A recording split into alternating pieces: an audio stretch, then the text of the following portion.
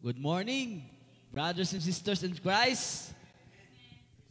It's a blessed Friday morning para po sa ating lahat, mga kapatid ko. At tayo ba'y napuspos sa ating pagkakantahan? Amen. So naway hindi tayo ma-interrupt kung ano po ng mga ating mga ginagawa dyan. Naway makafocus tayo kung ano yung maririnig natin, kung ano yung marireveal sa ating Panginoon. Amen. So lahat po ba ay nagsaya? So, i-prepare natin ating puso't isipan para makinig sa salita ng Diyos. Hallelujah. So, inanyahan ko po ang lahat na sa iyo po'y magsisayo. Lalo na po sa mga nanonood. Hallelujah. Manalangin tayo na mabigyan tayo ng gabay sa ating Panginoon. Amen. Hallelujah. Praise you. Hallelujah. Praise you. Hallelujah.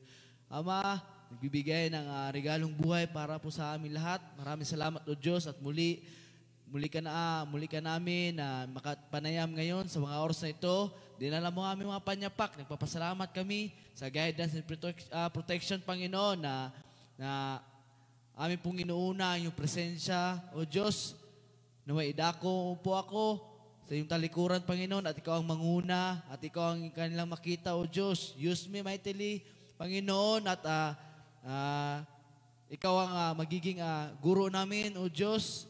Ikaw ang aming magre-reveal sa aming kalagitnaan, Panginoon. Put your holy angels, Panginoon, na siyang magpuprotekta sa anumang mga gawang kaaway, Panginoon. At naway kinakaasot po namin yung mga espiritu na nandyan sa labas, Panginoon, na gumagambala, maging sa internet connection namin, Panginoon, sa aming online site, O Diyos. Proteksyonahan mo po, Panginoon, upang tuloy-tuloy at maliwanagan sa bawat isa na nanonood at nakikita itong live streaming, Panginoon. At ikaw lamang ang siyang may taas ngayon sa mga oras na ito. At i-bless mo po ang aking pagsasalita, Panginoon, na yung lamang masalita, O Diyos, ang siyang aming maririnig at maggagabay, magrerema sa aming buhay. Maraming salamat, Panginoon, at sa pag-ibig na patuloy mo na hininahan sa amin, patuloy na iyong pag-ibig na siyang maggagabay, patuloy na mag-guide sa aming buhay, maging sa lahat ng iyong nasasakupan, Panginoon. Maraming salamat, O Diyos. Patuloy ka na maghari sa aming buhay at maging sa aming puso.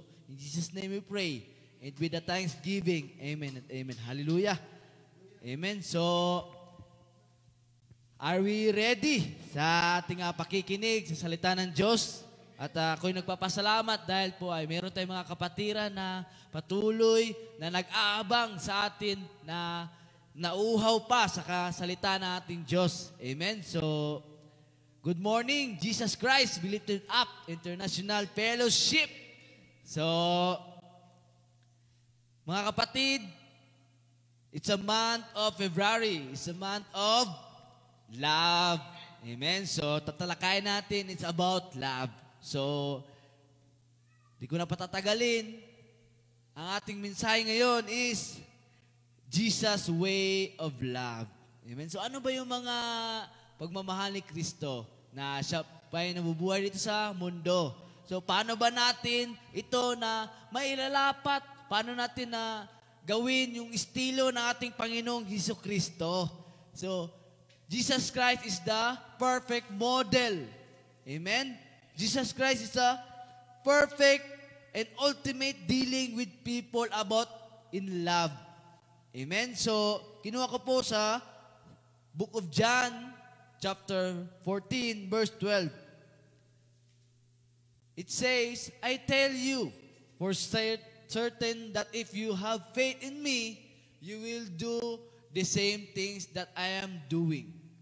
You will do even greater things now that I am going back to the Father, Jesus said. Ito yung sinasabi niya na isang patotoo para sa atin.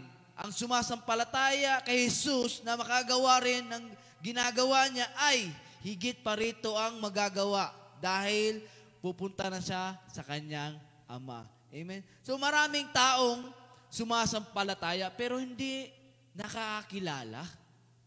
O merong iba na sumusunod pero hindi naman totoong sumasampalataya sa Kanya.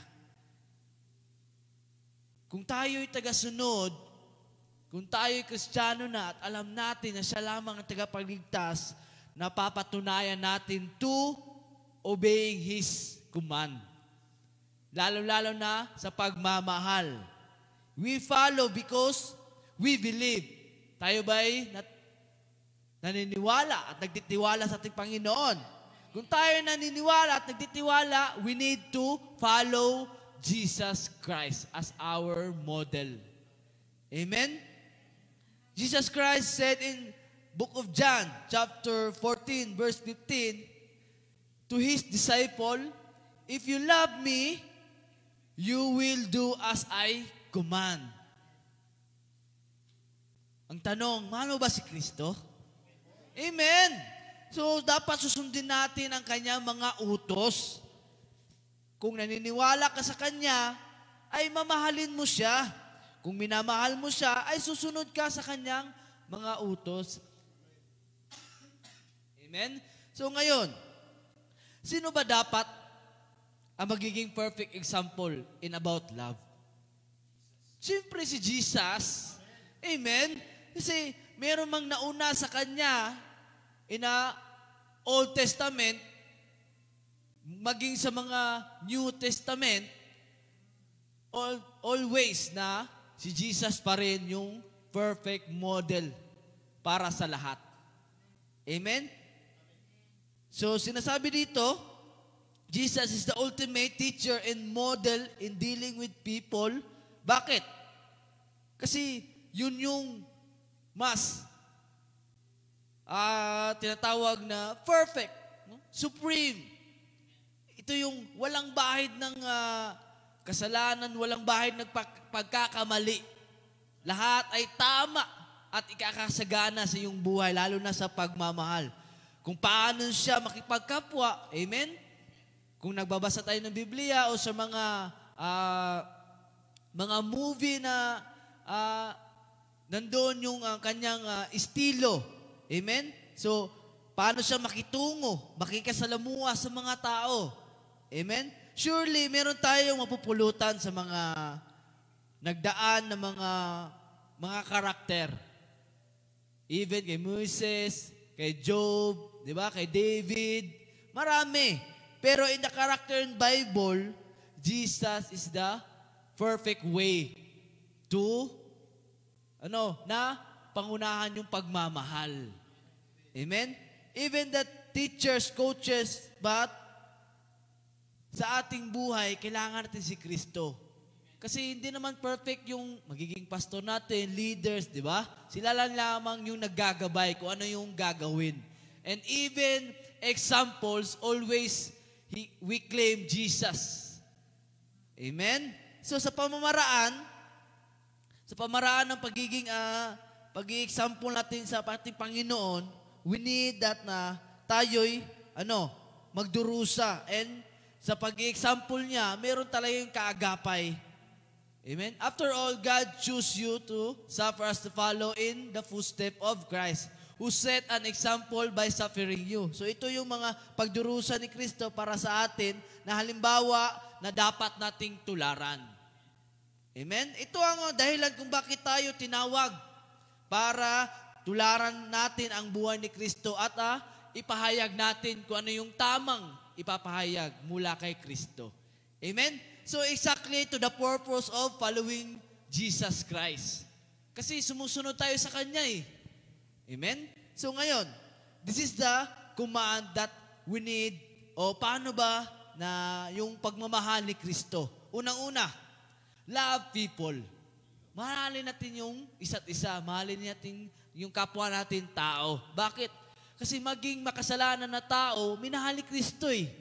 Amen? So, in a book of John, chapter 13, verse 34, sabi po doon, but I am giving to you a new command. You must love each other just I have loved you. Kasi bakit? Yung command ng lumang tipan ay 10, di ba? Pero sa bagong tipan, sinabi ni Kristo, you must love each other na lang. Amen? So, paano sasabihin ng isang tao na siya'y nananampalataya kay Kristo kung hindi siya maibigin? kung hindi rin siya iniibig ng tao at mahalagang utos ni Kristo. Amen? So paano masasabi? Ikaw ay follower ng Panginoon kung hindi ka marunong magmahal sa ating kapwa. Hindi ka pupunta sa simbahan dahil, ay, hindi, mayroon akong akuan dyan. Di ba? Mayroon akong ka-conflict. Pangit, di ba? Kung ganyan man yung ating mindset, hindi pagmamahal. Ang nakikita mo yung kapwa mo tao, hindi si Jesus. Amen? Bagamat, this is the new and the only command that replaces the old, kung ano mo yung makaluma. Palitan na natin at i-adapt natin na we must love each other. Amen? At dapat bigyang pansin at sundin na mga kaibigan sa isa't isa talaga. Kasi yun ang only command ni Jesus eh. Kung paano tayo pag-follow sa Kanya. And sabi doon, sa book of John, chapter 14, verses 7 to 8, na my dear friends, 1 John, my dear friends, we must love each other, comes from God. And when we love each other, it shows that we have been given new life. We are now God's children and we know Him. Amen? So, minamahal na at sa atin, mag-ibigan tayo dahil ang pag-ibig ay mula sa Diyos. Amen? So, ang umiibig sa kanyang kapwa ay anak ng Diyos at kumikilala sa Diyos. Sino mang hindi umibig sa kanya, kapwa ay hindi kumikilala sa Diyos dahil ang Diyos ay pag-ibig. So, ikaw ay mapagmahal. Alam mo na kahit na may kasalanan yung kapatiran mo, minamahal mo pa rin siya dahil alam mong kawangis din siya na ating Panginoon. Amen? Dahil ang pag-ibig ay galing sa Diyos. Kung binibless ka ng Diyos, ay dapat unang makita sa iyo yung pag-ibig na sinasabi ng ating Panginoon. At maging sa ating kapwa na kumikilala sa Diyos ay dahil yan sa pag-ibig ng Diyos. Amen? So, ito yung pagiging maibigin sa atin ng Diyos. Kaya nandito tayo dahil inibig din natin siya. Kaya inuna natin siya dahil iniibig natin siya. Amen? Maging sa ating mga relationship, sa ating asawa, sa ating mga girlfriend, boyfriend, di ba? So, inuuna natin siya, inuuna pa kaya natin yung ating minamahal kaysa sa ating pamilya, di ba? So, ganyan din dati. At ganyan din dapat tayo sa ating Panginoon. Dapat mas inuuna natin siya. Amen? Good morning, Lord. Maraming salamat, Panginoon. Amen? Dapat in the work of Christ, in the work of sa kanyang kingdom, dapat unahin talaga natin siya. Maging sa araw na pag-praise and worship natin sa ating pananampalataya. Sige, kailangan yun eh. Then, pag tayo ay nag-ibigan, ito ay patunay na nabigyan ka na ng bagong buhay. Amen? Kung nakikita yan sa ating buhay. Amen? Then, dahil ang Diyos ay pag-ibig at kung sino man ang hindi umibig ay hindi nakakilala sa Diyos. So, alam na natin, bakit hindi siya umibig? Kasi hindi pa siya nakakilala sa Diyos. So, dapat yun yung hayuan natin. Yun pa yung dapat nating bigyang pansin. Hindi yung palagi mo nakakasama kasi alam na nila yun eh. Amen? So, dapat mas ipalago pa natin, mas ihayag natin yung salita ng Diyos, lalo na sa pagmamahal sa mga taong nag-backslide, hindi nakakilala. Amen? Lalo na po sa mga ibang religious pa po na, meron silang nakakilala, pero hindi nila alam o anong pag-ibig nating Panginoon. Amen? And those love knows God, even though they may not know the systematic theology, the verses or doctrine uses spirituality. So, ang nakaganda pa nito, yung iba, meron, hindi sila nakakilala, pero meron pagmamahal. So, mas madali na lang natin na sabihin sa kanila at mahayuan sila. Amen? So, hindi man nila alam yung mga verses na yun. So, hayuan natin para mas may palago pa nila kung ano yung pagmamahal na kanilang nagagawa. And because sinasabi din dito, God is love. God is love, and anyone who doesn't love others never knew Him. So ito yung mga warning sa atin. Then, love is the distinctive.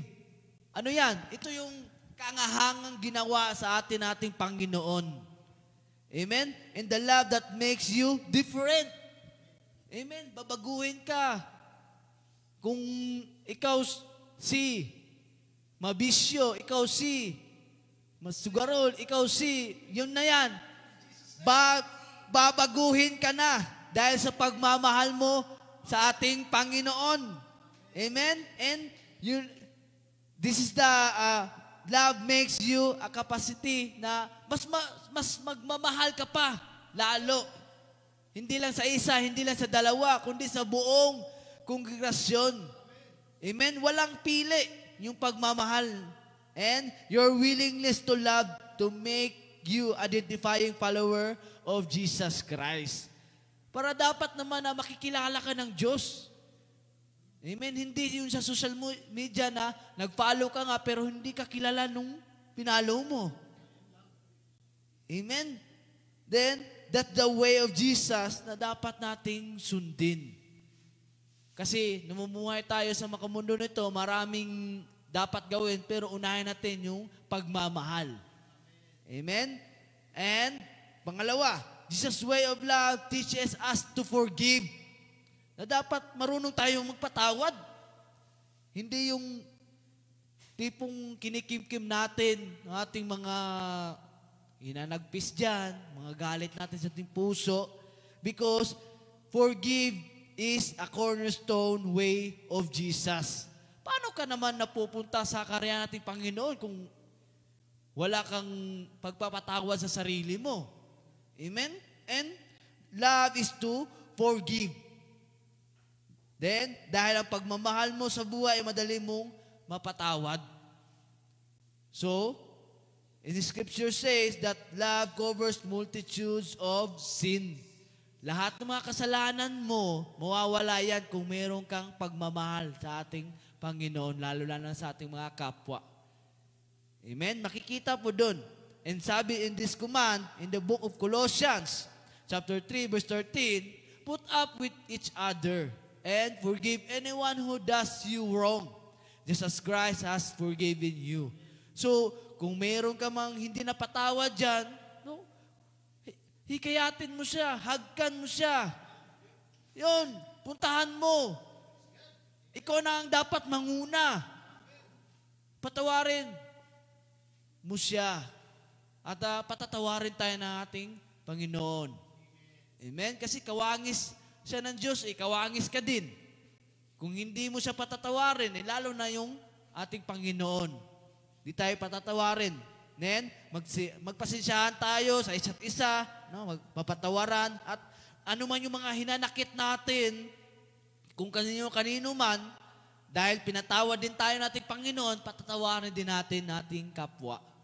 Amen? So, love to forgive, love to the point to forgive, and forgive to love. Ito yung sinasabi na love to forgive. Dahil mahal mo siya, marunong kang magpatawad, kapatid. At dahil napatawad ka, dapat marunong ka ding magmahal. Hindi yung tinatawag na ginagamit mo lang. Dapat dual yan, kapatid. Kung mahal mo siya, patawarin mo agad. Kung nakakasakit man siya, edi patawarin mo pa rin.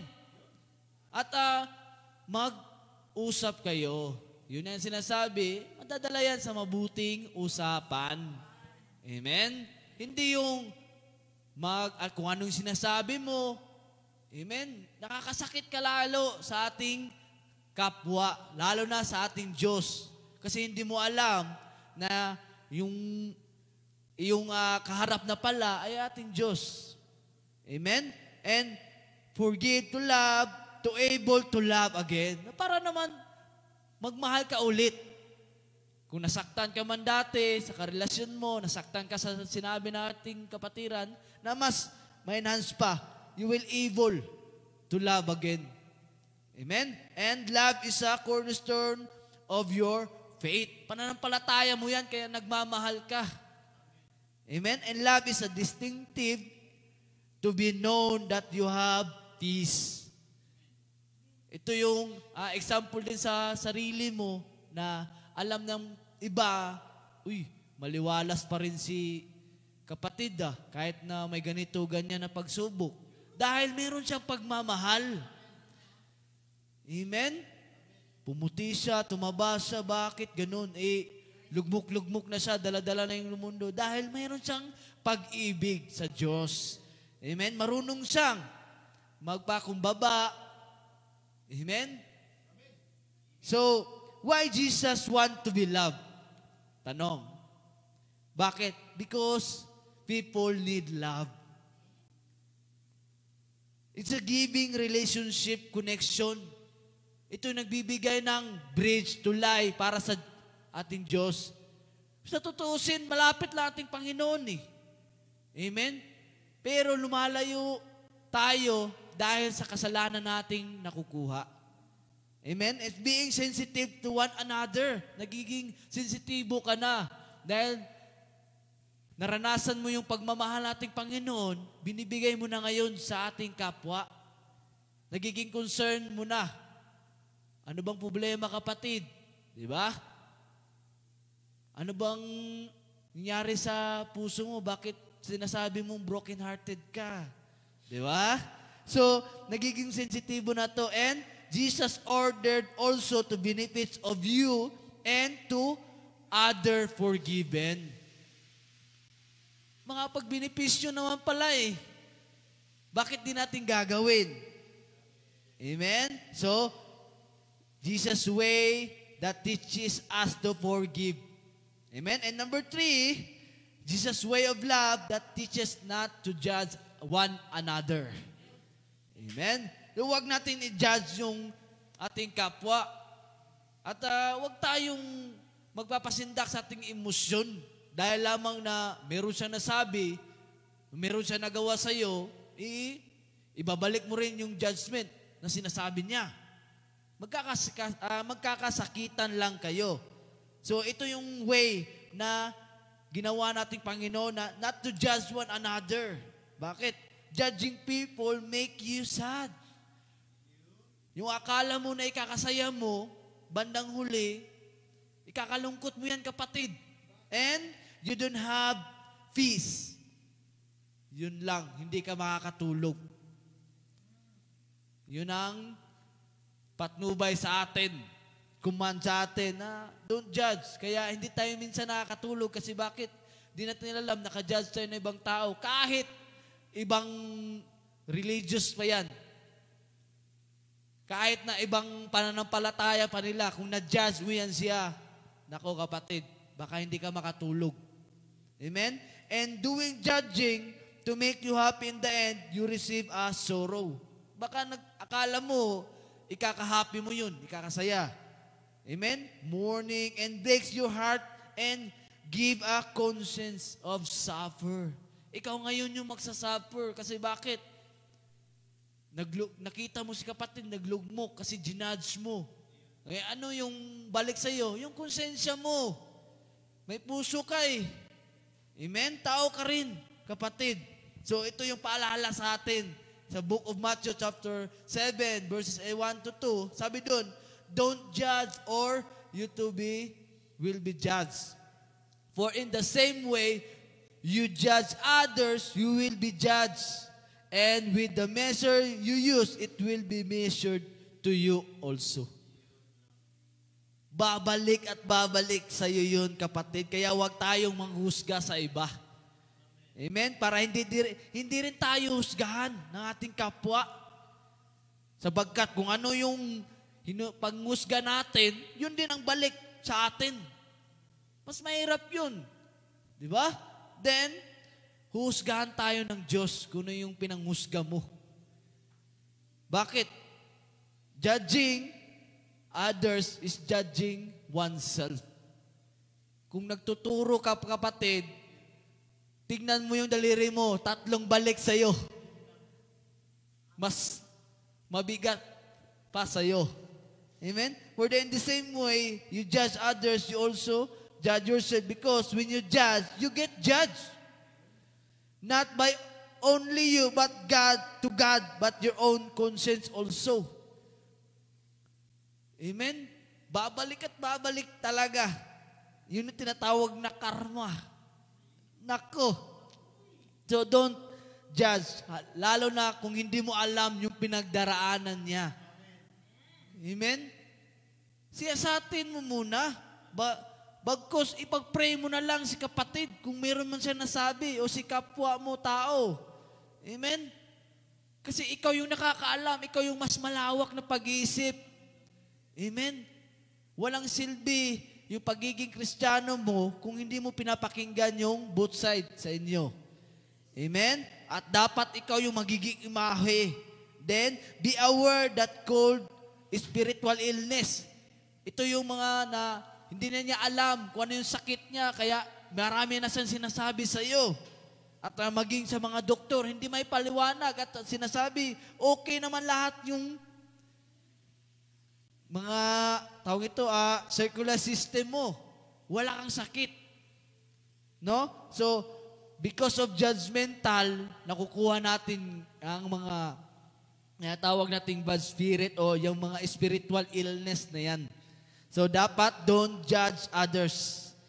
Dahil kawangis tayo ng ating Diyos at siya ang likha sa atin, kaya dapat maging malinis tayo sa pakikitungo sa ating kapwa.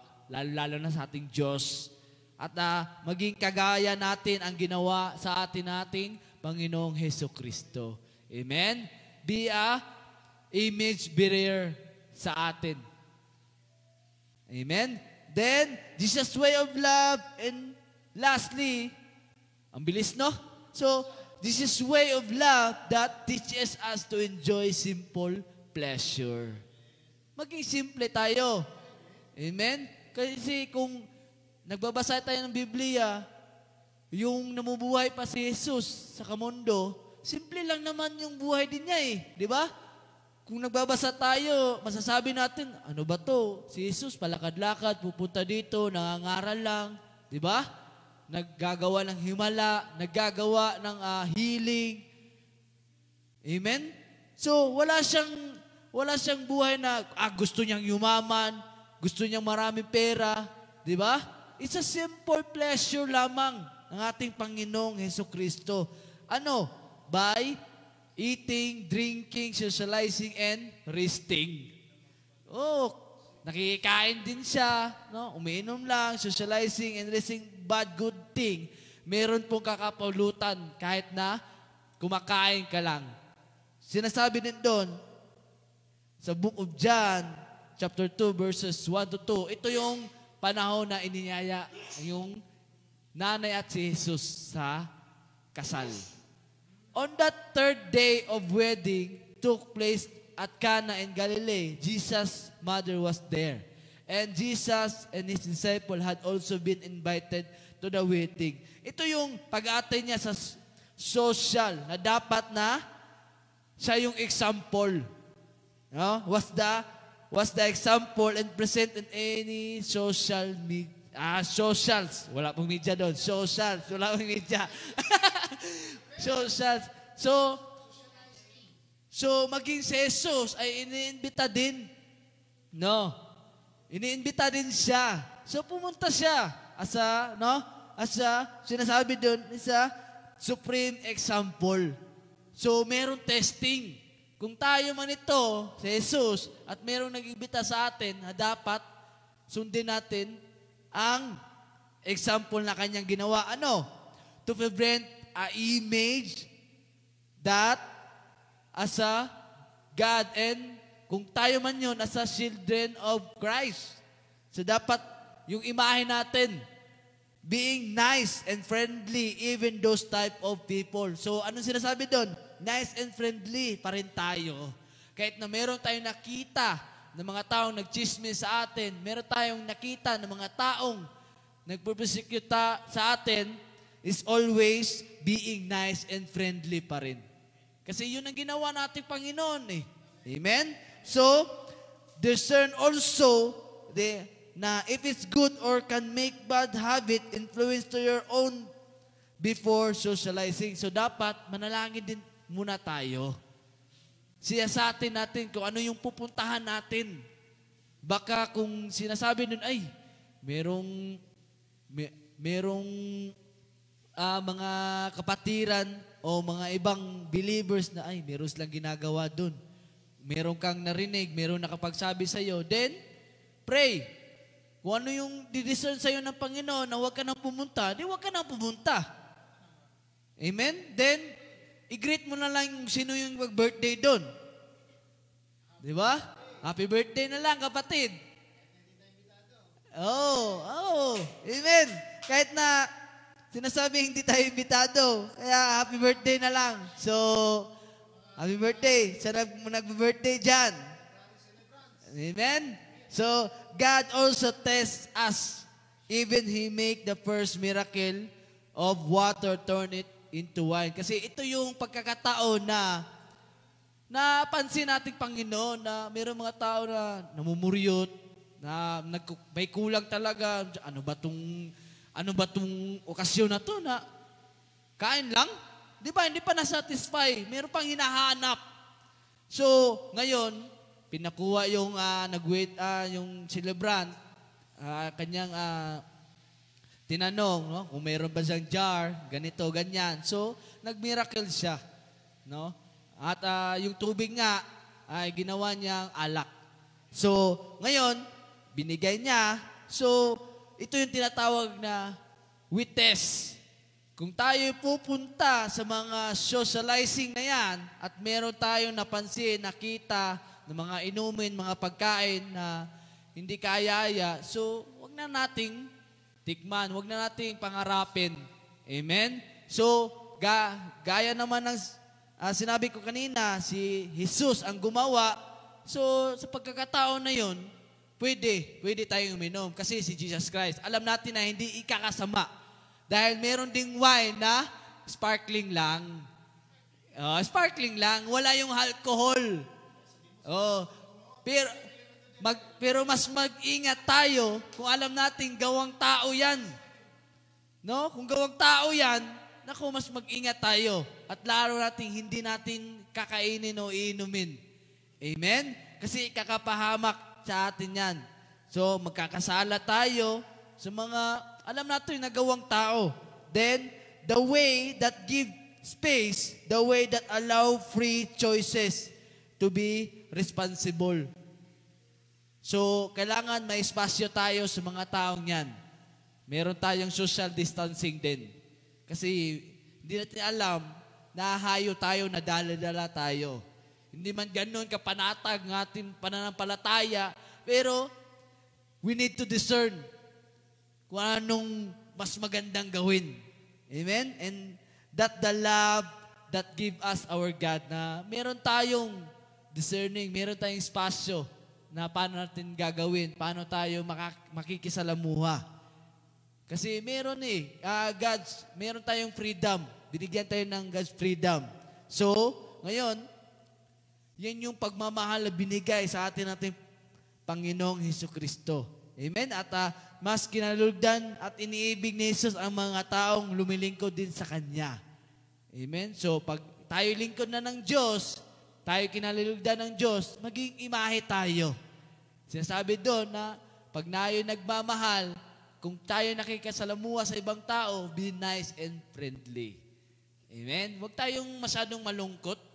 Huwag tayong magiging nakasimangot. Kahit alam natin na nandyan yung, ay, nandyan na naman si, ganyan, nandyan na naman si, di ba?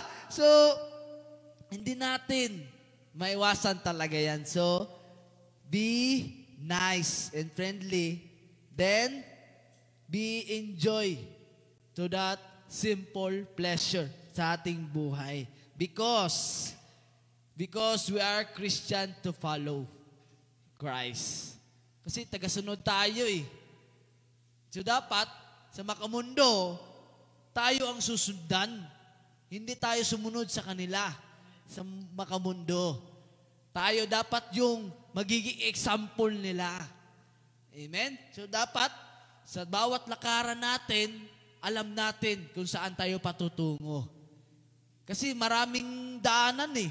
Di ba? Maraming temptasyon, maraming trials, nagsisikining tayo sa ating pananampalataya. But, put God first. Amen? And trust His voice sa kanyang dinig, sa kanyang tinig, sa kanyang pangungusap. Kung ano yung proseso na dapat o yung ginagawa niya, yung mga estilo niya, yung pakikisalamuha sa mga bagay na dapat si Jesus be Christ-centered talaga. Amen? So, na dapat ganyan din tayo umibig at sumunod kay Jesus na ating Diyos. Kasi doon niya nilalaan yung kanyang pag-ibig sa atin. So, we need to follow, obeying, and bago pa man na likhain, anumang bagay sa mundo, naroon na si Kristo. So, siya talaga yung nakakaalam sa ating buhay. Siya dapat na sundin natin kasi lalo na sa hindi natin alam kung ano yung gagawin natin. Amen? So, sa pamagitan niya, ang lahat ay nanatiling nasa kaayusan. So, naniniwala ba tayo doon? Amen? So, nasasaayos tayo sa ating buhay. Of course, meron tayong peace. At isa pa, malalapitin tayo. Amen? Alam ng ibang tao na puntahan ko si kapatid kasi nabibless siya. Gusto ko yung sikreto. Ano ba yung sikreto niya? Bakit ganito pa rin siya? Amen? Taliwas man sa kanilang paniniwala, pagkus nalapitan pa rin tayo kasi mas naniniwala sila sa atin. Amen? So ngayon, ano ba dapat ang ating daraanan? Ano ba dapat ang ating mas magandang patutunguhan? Sa pag-ibig, dapat natin asahan at sundin ang lahat ng mga bagay na lalo na ay naganap na. At yun yung example na ating Panginoon. Amen? So sabi nga niya sa Book of John, chapter 14, verse 6, di ba? Na, I am the way, Jesus said, I am the way, the truth, and the life. Without me, no one can go to the Father. Amen? So dapat sundin talaga natin ating Panginoon kasi siya lamang ang daan ng katotohanan at buhay. Amen? So, without Jesus, we can go heaven. Amen? And we cannot live also heavenly life. Di natin maranasan yung pamumuhay. Bagkus, kung nariyan siya, kung nagpa-follow tayo, it could be reign of peace. O ulanan tayo ng kapayapaan. Mamumuhay tayo ng masagana o ma-feel natin ng kalangitan kahit nandito tayo sa makamundo. Dahil sinusunod natin siya at minamahal natin ating kapwa. And no one na there's everyone na contentment. Amen? And give a happiness and rest of the person life whether or not andito na sa mundo ay pwede nang magiging langit. Amen? Kasi binivision natin yung karya nating Panginoon. Lalo na, nagpupuri tayo sa kanyang bahay panambahan, nafe-feel natin yung presensya niya. Minsan, di ba? Lord, ang ganda na magpuri na parang ako'y nasa iyong presensya, nasa kalangitan na ako, di ba? So, ina-advance natin kung ano yung ating pamumuhay kung tayo nasa langit na. Amen? And the conclusion is, ito yung conclusion natin. In loving people, what Jesus did, then guide us to what He would do now under similar circumstances. Ano to? So ito yung pagmamahal natin sa mga tao. Amen? At ang ginawa ni Jesus ay gumabay siya para sa atin. Kung ano ang gagawin niya, ngayon, sa ilalim ng katulad ng mga kalagayan. So, gagabayan tayo. Amen? Merong paggabay. So, gayahin natin ang estilo at kapamaraanan ni Jesus. Amen? So, dapat na i-claim natin na tayo'y mamuhay in heavenly. Hindi lamang dito sa makamundo. Amen? So, ganun ang pagmamahal ng Diyos sa atin. Bibigyan tayo ng Kanyang kingdom in heaven. Meron tayong pamumuhay sa Kanyang kaharian. At sinasabi nga doon, di ba? Yung tinuturo sa atin, yung the way He pray. Thy kingdom come, Thy will be done. Hindi naman sinasabi doon na ay yung kaharian na ibibigay talaga sa atin. Thy will. Yung Kanyang will pa rin. So, lagi nating i-dwell siya, yung Kanyang ating intimacy sa Kanya, the relationship na mas malalim pa. Amen? Then, naway, sinasabi doon na naway maghari. Naway maghari siya sa ating buhay.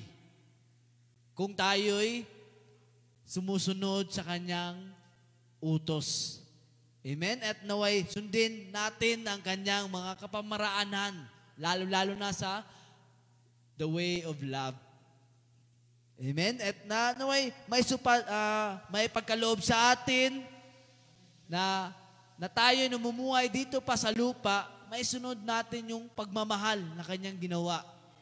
Na, ano yun? Na to love people, not to judge others, na to teach us to forgive and enjoy simple pleasure. Huwag tayong masyadong ambisyoso sa ating buhay. Amen? Sinasabi na libreng mangarap. Pero, isabay natin ating Panginoon sa ating mga pangarap. Amen? Isabay natin na siya ang manguna sa atin. Then guide us to what He will do now. Kasi alam na niya natagumpayan na niya yung mga ganyang bagay. At sinasabi pa nga doon, ulit sa ating scripture, sa book of John, chapter 14, verse 2, sinasabi ko sa inyo, ang totoo, ang sumampalataya sa akin ay makagawa rin ng mga ginagawa ko. Yun ang sinabi niya. Amen? At higit pa rito ang magagawa niya dahil pupunta na ako sa langit. Dahil si Jesus ang daan ng katotohanan at buhay na walang hanggan. Amen? So tayo po magsitayo. Amen? Hallelujah, hallelujah. Palakpakan natin ating Diyos na buhay. Hallelujah, hallelujah, hallelujah. Maraming salamat, Ama. Maraming salamat, Panginoon, na aming tagapagligtas, na inahayag mo sa amin kung paano ka magmahal, Panginoon. Inihayag mo kung anong mga guidance, na paano kami magmahal sa aming kapwa, O Diyos. Na siyang, kami ang manguna sa mga taong hindi pa po alam kung paano magmahal, O Diyos, sa iyong mga estilo, kapamaranaan, O Diyos. Maraming salamat sa mga leaders, pastors, Panginoon, na siyang nagpapatnubay sa amin. Nagpapatibay sa patungo ng iyong pagmamahal. Sa mga kapatiran din, Panginoon, na nagmamahal sa amin, nagbabalik loob sa iyo, Diyos. Maraming salamat sa buhay nila, O Diyos. Naway, ipagpatuloy nila sa kanilang nasasakupan ang pagmamahal na kanilang narinig, nasaksihan, O Diyos. Naway, ma-implement namin at meron kami response sa iyo, O Diyos, na the way we love, the way na amin pong may palago sa pamagitan na yung mga salita, O Diyos. Manahan ka sa amin lagi, Panginoon, upang ma-prioritize namin ang iyong gawain dahil dito kami kumukuha ng kasagutan, humuhugot ng kalakasan, O Diyos. We pray na sa pamagitan ng pagmamahal na ito, Panginoon, makakaptan namin ang buhay na walang hanggan, O Diyos. Masagana may sagana sa aming buhay sa mamagitan ng aming pagmamahal maging sa aming kapwa. Matutunan din namin na magpatawad sa aming kapwa dahil mahal namin sila, O Diyos. Naway matutunan din nila na magmahal para makapag-forgive din sila sa kanilang kapwa, O Diyos. Maraming salamat, Ama, sa pagpatuloy, sa pagmamanahan sa amin. Naway idako mo kami sa iyong presensya at lahat ng mga pagsubok sa aming buhay ay amin pong masolusyonan at may patatag sa aming buhay. Maraming salamat, O Diyos. Patuloy ka, napapurihan, tinataas ka namin sa lahat ng oras. Use us, Panginoon, sa iyong kaharian at maging sa lahat ng mga nanonood, Panginoon. I-bless mo sila, naway ihayo nila kung ano yung pong na-reveal sa kanila. Naway magsilbi din silang blessing para po sa iba. Maraming salamat, Ama. Binabalik namin ang papuri at pasasalamat at pagdakila sa iyong anak na si Jesus at sa gabay ng banal na Espiritu Santo na may pasasalamat. Amen at amen. Hallelujah. Hallelujah.